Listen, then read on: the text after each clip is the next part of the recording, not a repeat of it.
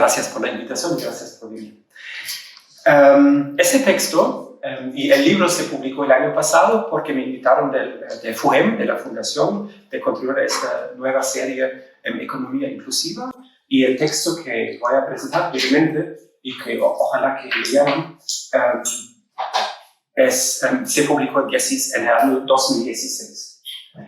Y el contexto, la motivación de escribir este texto, bastante extenso, largo, publicado en inglés en Environmental Values, la revista de Clive Specht, un economista de economía ecológica, era un punto de partida, era justo el debate acerca del crecimiento, que aquí en Barcelona empezó, en Italia, y llegó a Alemania en 2012-2013 con la gran conferencia en Leipzig, con 3.000 participantes sobre este tema. Creo que era la quinta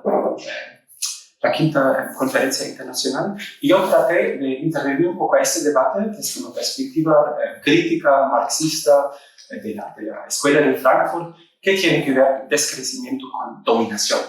Y el crecimiento, todas las relaciones societales que se organizan acerca del crecimiento no es solo una cosa cuantitativa, sino también son relaciones sociales, ¿no? De clase, de género, norte-sur, etcétera, etcétera. Y que, claro, el crecimiento es un bloqueo, un obstáculo para una transformación socioeconómica. El segundo elemento era que el Ministerio, por sorpresa, de Educación y Ciencia en Austria, me invitó en 2012 de hacer un estudio, un primer state of the art, de este debate que empezó en 2010-2011 acerca de la transformación socioeconómica. Me invitaron, me dieron dinero para invitar a los protagonistas, Frank Hales, Karen Bryan, otros.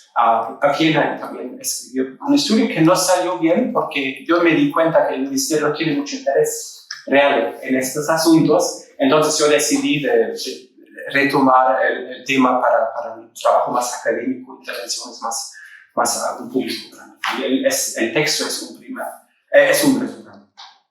Esto era un poco el contexto 2014-2015 cuando yo trabajé en el artículo. Entonces, este debate sobre transformación socioecológica empezó en el mundo hablando alemán y también a nivel internacional, no por casualidad, en la crisis de 2008-2009, cuando había esta crisis financiera económica, pero también había ya una cierta politización de la crisis ecológica. En Alemania había un informe súper importante del Consejo Federal de Políticas Ambientales Globales, a Great Transformation, digamos la semántica de cálculo.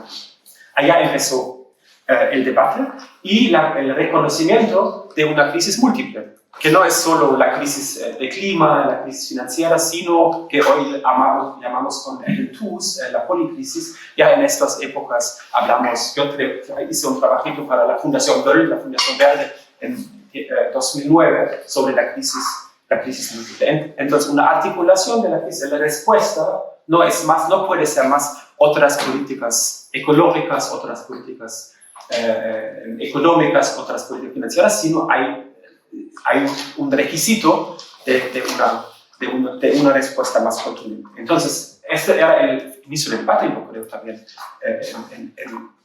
en España. Y mi incomodidad, esta era mi motivación principal del debate, era, y lo llamé en otro artículo en ese trabajo, el deseo de aconsejar a los príncipes, de aconsejar a los poderosos. Lo llamé The New Critical Orthodoxy en otro trabajo, que esta orientación política, estratégica, digamos, del deseo, de la necesidad de tener una transformación socioecológica, una transformación que es más que transición, es cambiar las formas, ¿no?, económicas, políticas, culturales, dominó el análisis.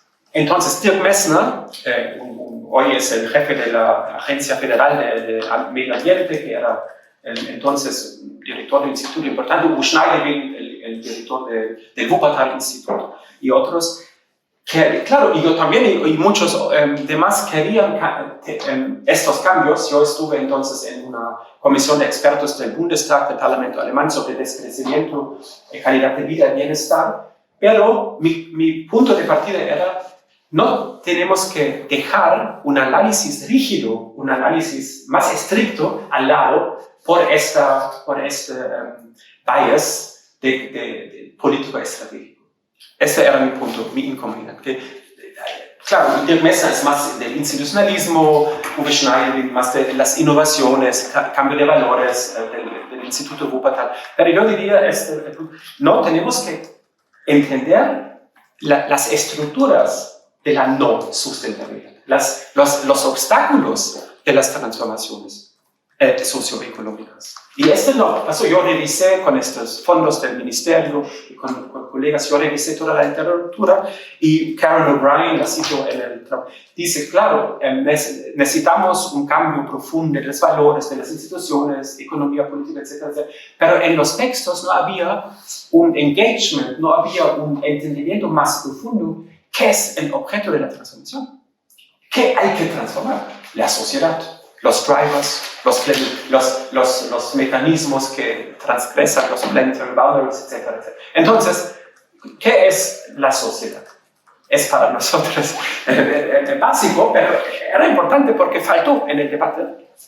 ¿Y cuáles son las relaciones societales con la naturaleza? Es el overuse de la humanidad. Y el segundo punto de partida era también el sujeto de la transformación, el sujeto de la transformación. No era claro, del multilateral governance, de Hills y otros, se hablaba de los nichos, del régimen, del landscape. La teoría del cambio era para muchos el Estado, para otros son los movimientos sociales, son las innovaciones sociales, pero no había una idea más clara de entender teóricamente y también para el trabajo empírico y también para las transformaciones políticas reales, cuáles son los puntos. Con respecto, bueno, no voy a meterme en detalle porque leyendo el texto,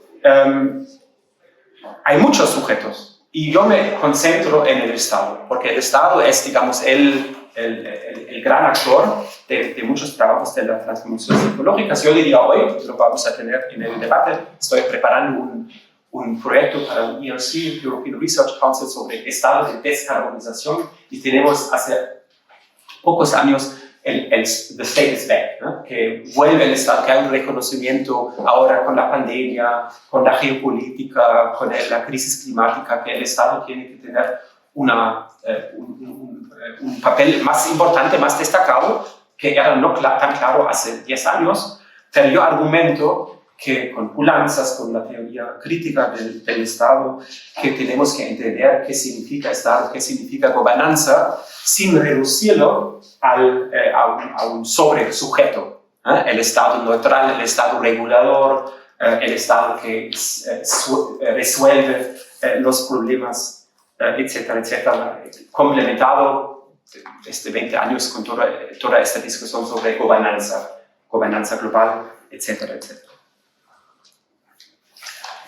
Y con respecto al objeto de la transformación, que yo diría, claro, yo argumento que no son los Earth Systems. Claro, los Earth Systems están en peligro, sistemas, mundos y otros, pero hay que entender bien. Y yo digo que para un concepto crítico de transformación socioecológica, el punto de partida, la diferencia específica es una perspectiva relacional. Una perspectiva que submina las dicotomías entre sociedad, naturaleza, Estado, mercado, sociedad civil, sino hay que entender la relacionalidad en la sociedad de las relaciones de dominación, de las relaciones societales con la naturaleza.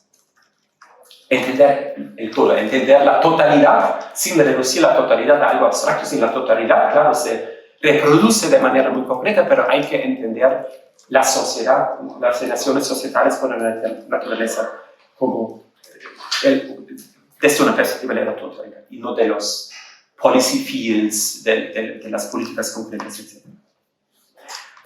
Entonces, yo argumento con Marx, con Gramsci, con la teoría de regulación, con ecología política, que hay que entender el modo de producción, y en los trabajos recientes es el título del libro, y algunos van a conocer el concepto del modo de vida imperial. Trabajamos mucho el modo de producción y el modo de vida, y digamos este concepto del modo de vida imperial. Entonces, el objeto de transformación, el objeto de la no sustentabilidad, la sociedad, relaciones societales con la naturaleza, hay que entender con la gramática capitalista, la gramática del crecimiento, la gramática de la comodificación de la naturaleza, la gramática de la land-taking, del acopamiento de tierra. Nunca me sale esta. Bueno, del trabajo, de la división social del trabajo. Este es la reproducción, la jerarquización, la reproducción de la sociedad. Otro punto es que no es la dicotomía, necesitamos una transformación socioecológica, política estratégica, la perspectiva política, sino siempre las sociedades modernas siempre se transforman, necesariamente se transforman. Cito la famosa frase de Engels y Marx en el Manifiesto Comunista, que la burguesía no deja ningún avance en sí, siempre tiene que cambiar la sociedad. Ahora en la digitalización lo vemos, la digitalización cambia de nuevo la sociedad y otras cosas. Con la teoría de regulación de los 70s, 80s de Francia, pero también había mucha recepción en Alemania, podemos entender las fases del capitalismo, que es no siempre el capitalismo, sino es el capitalismo liberal, es el capitalismo, el Fordismo, el capitalismo neoliberal, ahora tal vez un capitalismo post-neoliberal, todavía no tenemos un concepto claro, pero la idea que me gusta de la teoría de regulación es que hay una tendencia fuerte en las sociedades modernas de crear cierta coherencia entre el aparato de producción para productos de inversión, de producción, de consumo, del modo de vida, y tenemos que mirar si pensamos también en transformaciones socioecológicas. Y ya para terminar, la ecología política creo que no tengo que introducir aquí. Es esta que no es el medio ambiente, el environment afuera, sino son estas formas muy concretas, cómo organiza la sociedad la apropiación, su reproducción biofísica. Ahora miramos a los provisioning systems como transporte, vivienda, comida, agricultura, movilidad, etcétera, etcétera. Lo dejo afuera, o lo dejo así. Entonces, para terminar y después tal vez para un argumento más reciente que desarrollo en la introducción. Hay que ver, para mejorar el deseo, la necesidad política societal de una transformación socioecológica en el sentido político estratégico, hay que entender bien cuáles son las limitaciones estructurales, las contradicciones, pero también los corredores. Y el argumento es, porque pasa mucho actualmente, el European Green Deal, aquí en España, un nuevo ministerio, en Alemania y Francia, los verdes en los gobiernos, etc. Pero con esta perspectiva hay mucha plausibilidad que estas iniciativas, estos avances se quedan en un corredor de una modernización ecológica del capitalismo. Por estas estructuras, que no es un funcionalismo, que no es un reduccionismo, sino hay mucha plausibilidad que bajo las condiciones existentes hay mucho reconocimiento de la crisis medioambiental, de la emergencia climática, pero con esta perspectiva podemos entender por qué se queda en este corredor de modernización ecológica del capitalismo.